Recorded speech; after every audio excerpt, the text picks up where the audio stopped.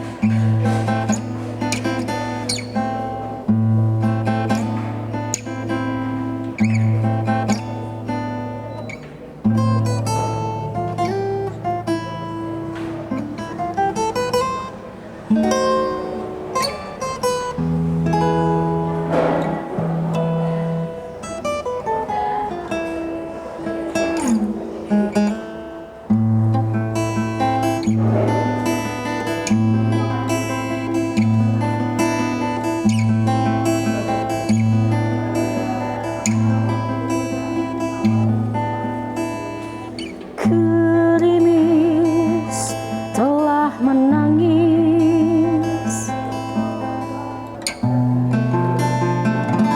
di atas bumi yang lelah, hangi jalanan yang panjang, tak ada rumah, kita tak berumah,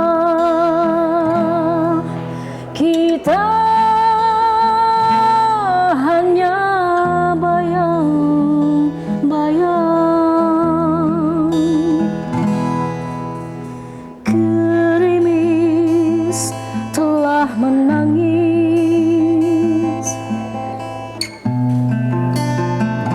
di atas bumi yang letih, di atas jasad yang pedih. Kita lapar, kita amat lapar, bayang-bayang yang lapar.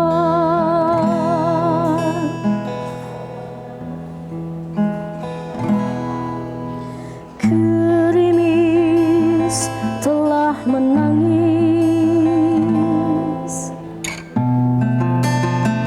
di atas bumi yang sepi, sehabis pawai genderang,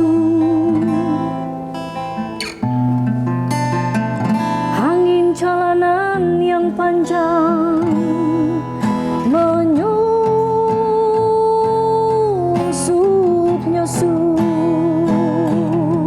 menusuk-nusuk. Bayang-bayang berjuta, berjuta bayang-bayang di bawah bayangan pilar, di bawah bayangan emas, berjuta bayang-bayang menangisi gerimis, menangisi gunung api.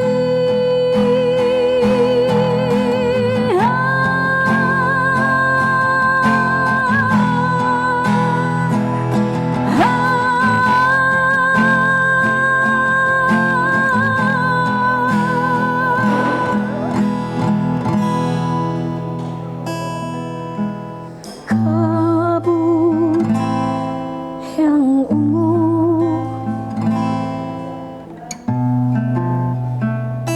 membelai perlahan hutan, hutan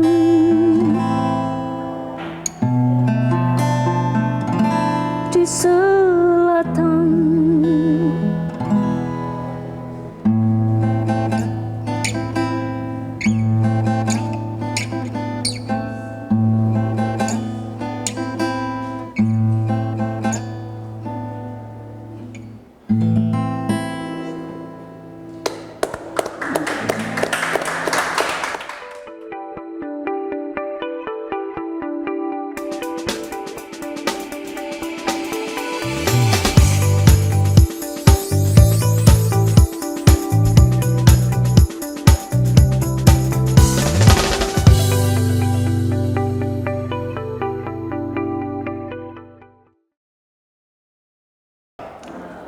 Rini Dianti Ayahbi, luar biasa Sobat Baca. Tadi kita sudah menyaksikan dan menikmati musikalisasi puisi dari Mbak Rini Dianti Ayahbi ini.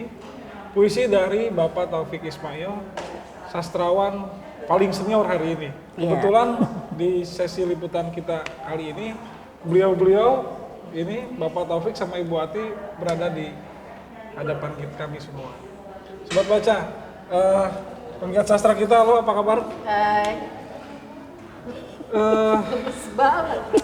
Lemes banget Bapak. Ini siang-siang ya, hari Jumat.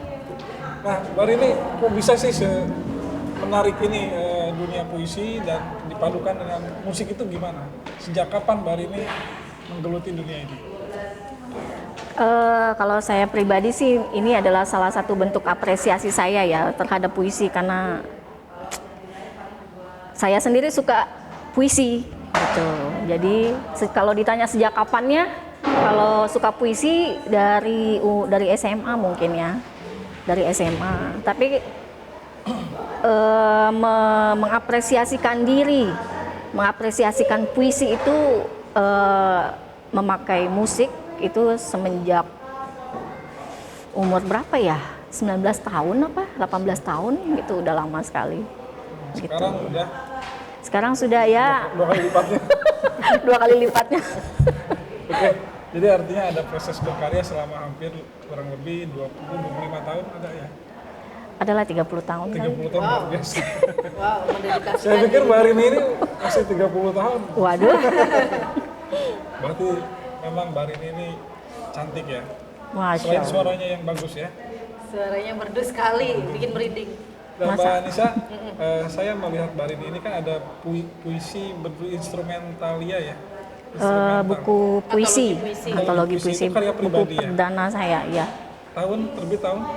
2 tahun yang lalu. 2 tahun yang lalu. 2 tahun yang lalu. Mbak Anissa pernah baca? Belum ya. Belum. Tapi nama Rini Dianti Ayahbi kalau teman-teman sastra udah nggak asing ya, karena banyak manggung dari agenda-agenda perhelatan sastra, dan kami juga beberapa kali acara bersama ya, satu acara bersama. Dan menarik ya Mbak Rini, saya manggilnya Kak Rini gitu, tidak hanya Ketahuan banget seniornya. mengaransemen puisi orang, tapi Mbak Rini juga menulis puisi, artinya penyair juga nih. Artinya sudah ada buku puisi, dan kami tunggu puisi-puisi dari karya Kak Rini yang nanti diaransemen ya. Amin. Sejauh ini kan lebih banyak mengaransemen beberapa nama-nama penyair besar tadi, puisi siluet karya Pak Taufik Ismail, beberapa puisi Rendra, beberapa puisi Sapardi, Sutarji. Iya, Sutarji. Kita nantikan nih musikalisasi puisi yang diaransemen dari puisi karya Mbak Rini sendiri. Ada ininya ya, ada playlistnya dan sudah ada rencana untuk dirilis seperti itu? Dirilis kalau playlist untuk masih secara pribadi ya. Tapi kalau misalkan ada penyair-penyair yang ingin mengaransemen puisinya, mengalihwahanakan ke dalam musikalisasi puisi, biasanya ada beberapa. Jadi kami komunikasi maunya seperti apa, penyairnya maunya seperti apa, nada seperti apa gitu. Jadi saya berusaha mengikuti maunya si penyair seperti kayak gitu. Ini kerja pribadi atau ada kelompoknya sih Mbak? Kerja sejauh ini kerja pribadi. Luar biasa. Sejauh ini kerja pribadi. Solois. Solois. Hari ini one woman show. One woman show. Susah sih cari tim yang benar-benar sejalan tuh, susah banget memang. Kenapa? Susahnya di mana? Karena saya nggak tahu ya, mungkin apa yang ada di pikiran saya tuh maunya harus tertuang semuanya. Mungkin kedengarannya memang agak egois, tapi ya itulah salah satu kebahagiaan saya, karena memang mengapresiasi sebuah puisi ke dalam musik itu kan bukan sembarang ya. Karena itu emang sebuah puisi itu udah bunyi sendiri, gimana bertemu bunyi menjadi sesuatu yang harmonis, yang menjadi sesuatu yang enak didengar, tapi tidak merubah apa yang ada di dalam puisi tersebut. Itu adalah suatu beban moral juga buat saya gitu. Beda dengan lagu ya, yang memang sengaja untuk dibuat lagu gitu. Tapi kemampuan aransemen itu juga menarik ya, Bu. satu variabel yang mutlak harus ada di dalam musikalisasi puisi. Iya. Nah, Mbak Rini ini kan memiliki kemampuan di aransemen. Itu bagaimana sih Mbak proses ininya? Tadi memadukan bunyi dengan bunyi itu dalam proses Bunyi dengan ini gimana? bunyi. Ya memang sih semuanya pasti awalnya adalah teknik ya. Basicnya saya memang awalnya adalah belajar gitar klasik. Jadi pengenalan nada secara dasar itu emang harus mutlak. Jadi tidak asal. Memang ada yang bisa dengan otodidak dan dengan kemampuannya bisa menciptakan suatu bunyi. Tapi alhamdulillah saya sempat sekolah musik. Jadi saya manfaatkan ilmu saya yang saya dapat di sekolah musik untuk dituangkan menjadi sebuah musikalisasi puisi yang saya usahakan berbeda gitu, anti mainstream gitu. Sobat Baca, ini juga menarik ya. Kita sekarang nih sedang syuting di Cafe Sastra milik Balai Pustaka nih di Jalan Matraman seperti itu. Jangan lupa ya kalau misalkan ada yang mau berkunjung, hangout segala macam, di sini bisa di tempat yang menarik. Oke, Mbak Nisa, apa yang ada di benak Mbak Nisa tentang ketika Mbak Rini ini mengaransemen? Apa kekhasan dari Mbak Rini? Khas banget sih. Khas banget. Tadi ya, banyak sebenarnya sudah melakukan ini ya Mbak ya, banyak kelompok-kelompok yang musikalisasi puisi. Kita juga Safari Sastra sempat wawancara juga ya, ada Rizky Gatra gitu. Tapi yang beda barangkali kalau Mbak Rini tadi solo karirnya itu sendiri. Ya, beberapa kan misalnya lewat grup ya, dan puisi Pak Taufik juga sebenarnya bukan pertama kali dilakukan, artinya dimusikalisasikan, sempat oleh Bimbo, sempat dibawakan. Dan itu menjadi lagu yang besar ya? Iya. Yang legend ya? Yang besar, lagu yang legend. Nah artinya tadi ya kalau Mbak Rini bilang saya mengaransemen sesuai dengan interpretasi saya membaca teks. Iya. Nah itu yang penting sih. Artinya pasti satu puisi akan diaransemen oleh berbagai kelompok musikalisasi puisi itu akan beda. Dia punya nilai bunyi sendiri, nilai pengucapan ya. Karena sejauh mana si pembaca teks itu dia punya interpretasi. Kalau yang khas dari Mbak Rini apa? Dia tuh punya sisi tadi ya, kayak puisi siluet itu jadi daya magisnya tuh keluar menurut saya ya. Daya magisnya keluar, misalnya satu lirik puisi Pak Taufik, barangkali Pak Taufiknya sendiri tidak dengan sadar ingin memberikan ini di stabiloin gitu ya. Rasa bahasanya, Ya, di diksi itu diperkuat ya. Tadi Mbak Rini bahkan misalnya dengan cara repetisi atau pengulangan.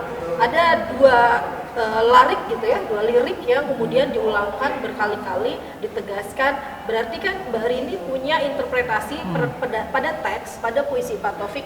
Ini yang akan dikuatkan, ini yang akan saya sampaikan. Nah, bener begitu Mbak, memang maksudnya begitu ya.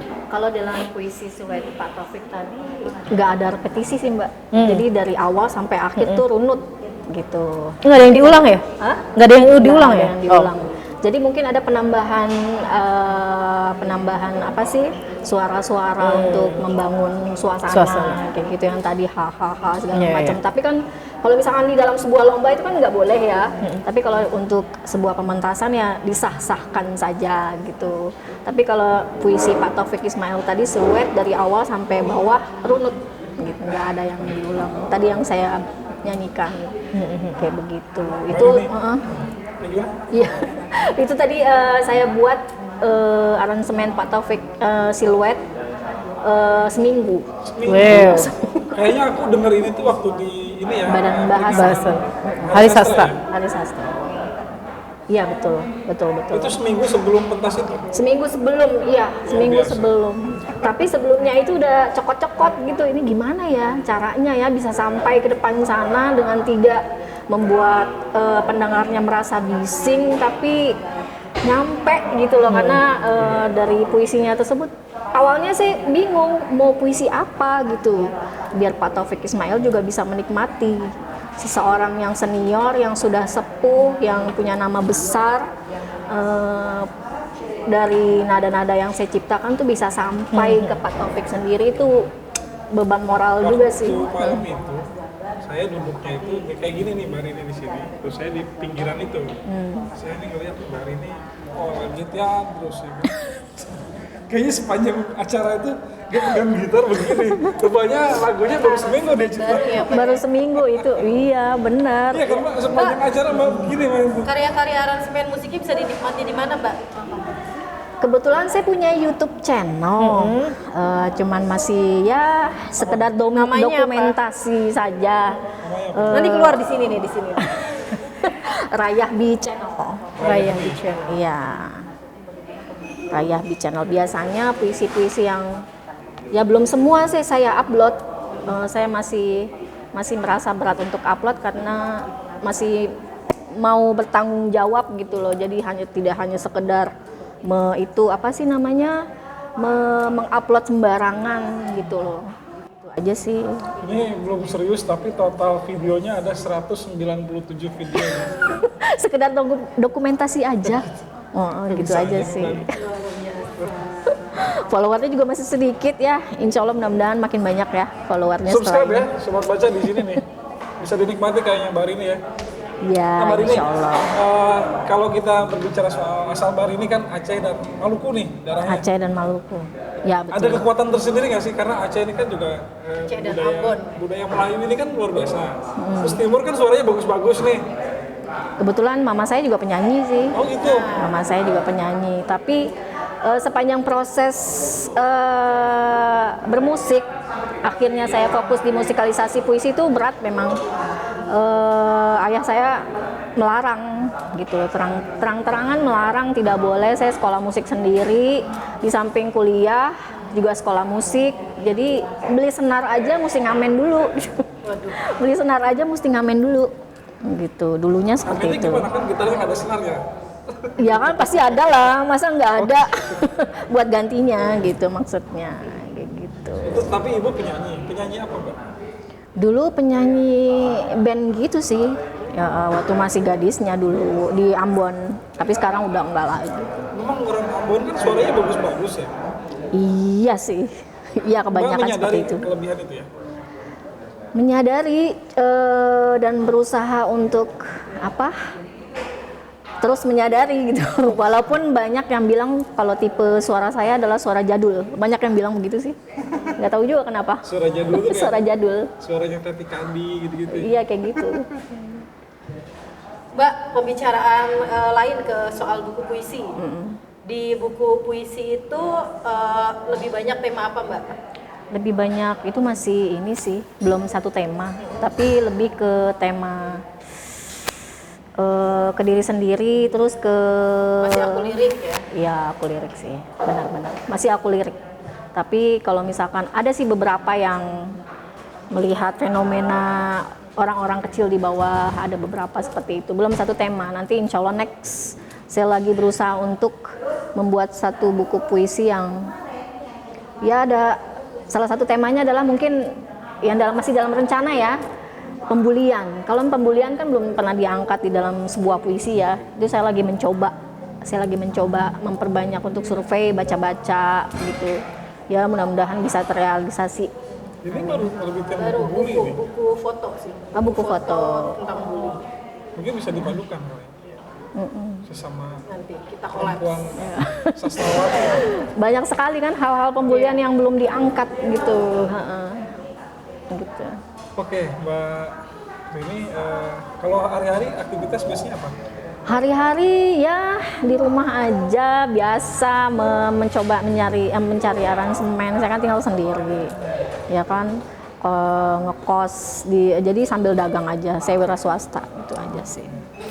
Tapi semangat untuk Mengajar juga. berkarya. Mengajar juga. Ya kalau ada sekolah yang minta pelatihan puisi, cerpen, kalau ada ekskul Banyak minta guru tambahan. Yang meminta banyak. Ada beberapa. Ya ada beberapa. Misalnya sekolah mana, Mbak? Terakhir di SMA 88 di Lebak Bulus. 20. Iya, itu kan ada beberapa anaknya ikut lomba cerpen dan puisi FL FLS 2N. Biasanya cari mentor gitu. Iya, cari mentor akhirnya kayak gitu. Ini menarik ya sih Mbak, kalau di dunia sekolah itu meminta gitu, kayak lomba itu. Apa sih dampak kepada sekolahnya gitu? Dampak kepada sekolahnya, Karakter siswanya mungkin. karakter siswanya, dilihat dari apa nih? Bingung saya. Dari perilaku mungkin ya, atau karena kan gini ya, kalau Gen Z itu sekarang kan katanya banyak kan game gitu kan, terus apa gitu. Sementara ini kan puisi itu barang lama kan gitu ya. Iya sih. Nah, ada nggak sih, tapi ini yang walaupun barang lama mengandung nilai gitu. Iya. Ada nggak sih proses Nilai besar. yang menyuntikkan kebaikan ke generasi sekarang?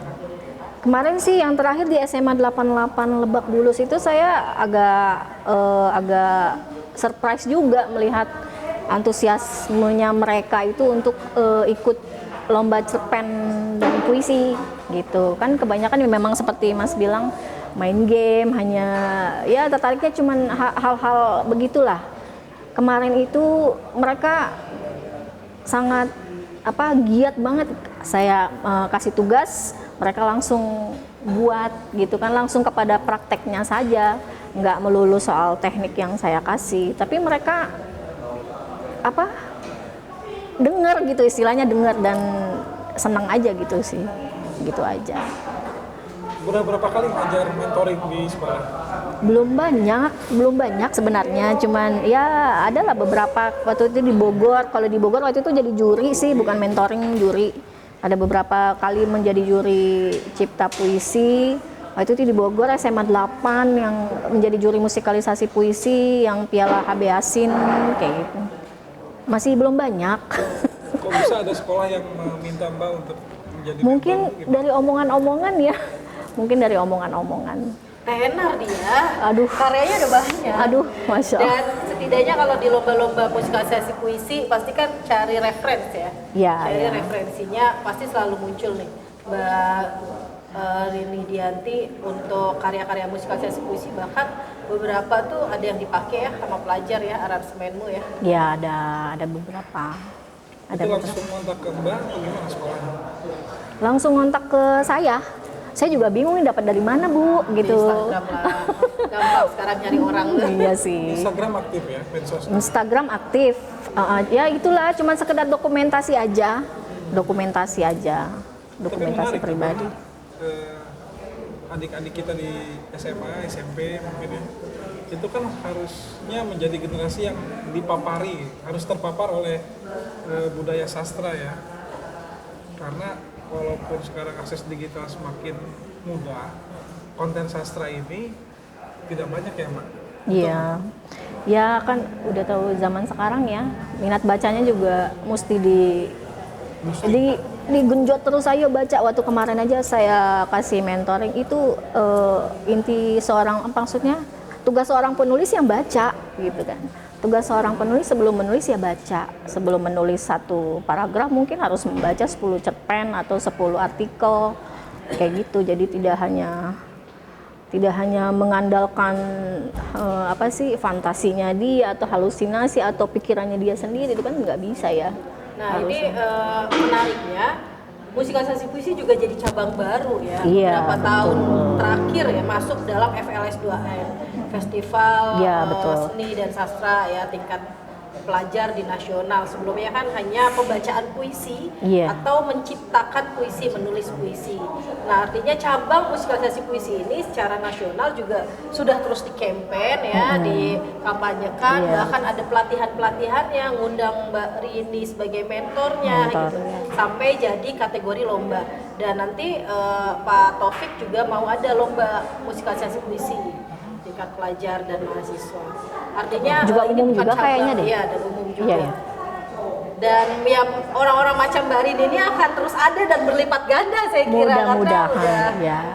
di ruangnya sudah terbuka ya. Iya, memang harus ada generasi-generasi baru memang sih. Dan saya kira ini Mbak, beberapa puisi yang kemudian di aransemen menjadi bentuk lagu, musikalisasi puisi, jangkauannya bisa lebih luas. Iya, betul. Alih wahana dari media yang puisi hanya sebagai teks, kemudian Iya. dilakukan itu jadi bisa didengarkan di Spotify, bisa dipanggungkan. Ya karena walau bagaimanapun kita harus bilang bahwa bentuk karya yang bisa diputar berulang-ulang itu kan lagu. Iya, musik. Iya. Karena tidak semua orang suka puisi, tapi dengan media musik jadi mengenalkan, oh ini puisi loh, sebenarnya ini puisi. Jadi mungkin ada apa kekepoan mereka, oh puisi siapa? Akhirnya tahu gitu kan, itulah satu bentuk apresiasi terhadap puisi itu sendiri, gitu. Ya kalau film kan nonton sekali. Iya. Kalau novel baca juga sekali kan. Walaupun kita udah punya novelnya nih bukunya, kan dibacanya sekali. Iya. Paling lama, paling sering mungkin kita baca novel itu 2-3 kali, tapi dengan waktu yang setahun, 2-3 tahun kemudian ya. Kalau musik mah Di mana ini aja. satu playlist lagi galau, disetelin lah lagunya, musikalisasinya Barini ya kan. Iya, iya. Galau lagi dengerin lagunya siapa lagi. Iya. Gitu ya Mbak. Ya itu lagunya apa puisinya Pak Taufik sendiri yang Sajadah Panjang Sambibo kan sampai sekarang masih diperdengarkan gitu. Yang terbaru kan di aransemen sama Noah ya. Iya sama Noah, betul. Coba Mbak nyanyi Mbak. Nggak hafal saya itu aja. Kalau misalkan kita tantang Barini untuk nyanyiin lagu puisinya Mbak Nisa nih bisa nggak? Ya belum lah, kan bukunya aja belum ada ya Mbak ya? Bukunya belum ada. Saya nggak bisa spontan untuk mencari karena itu butuh proses sih, beda dengan Seniman idealis gitu ya. Kalau katanya Kang Acep itu nyuruh penyair suruh bikin puisi sekarang, berasa kayak Iya. orang nyuruh bang beli sate dong, bikin sate. iya nggak bisa itu sampai bikin Pasti cokot-cokot di mungkin Mbak kepala. ini punya ritual-ritual tersendiri ketika ingin mengaransemen puisi. Berarti Ritual. kalau memusikalisasi sama bikin lagu yang genjreng gitu, itu bedanya apa? Kalau lagu itu kan memang secara teksnya itu memang khusus untuk dibuat lagu. Kalau puisi ya puisi sendiri antara dua Entitas yang berbeda. seni sastra dan seni musik. Puisi aja udah bunyi, mau ketemu bunyi lagi. Gimana caranya memadukan biar jadi harmonis, lebih enak didengar, bisa sampai ke pendengar tanpa harus mengurangi nilai-nilai apa isi dari puisi tersebut. Iya itu memang butuh ritual sendiri gitu. Harus baca dulu. Sastrawan juga nih. Ada pertanyaan nggak? Ada yang ingin disampaikan untuk sobat baca mungkin? Gimana ya dalam membuat suatu karya itu jadi diri sendiri saja karena itulah yang aslinya sebuah karya gitu. Udah itu aja sih. Luar biasa. Genuine ya. Kita kasih tepuk Ya. tangan dulu. Udah itu aja. Baik sobat baca, tidak terasa waktu sudah 23, bisa hampir 1 jam ya kita berbicara ini. Sobat baca jangan lupa follow semua medsos kuatbaca.com. Di sini ada Instagram, Twitter, YouTube terutama, kemudian ada juga TikTok. Jangan lupa saksikan kami terus Safari Sastra di Safari berikutnya. Assalamualaikum warahmatullahi wabarakatuh. Waalaikumsalam.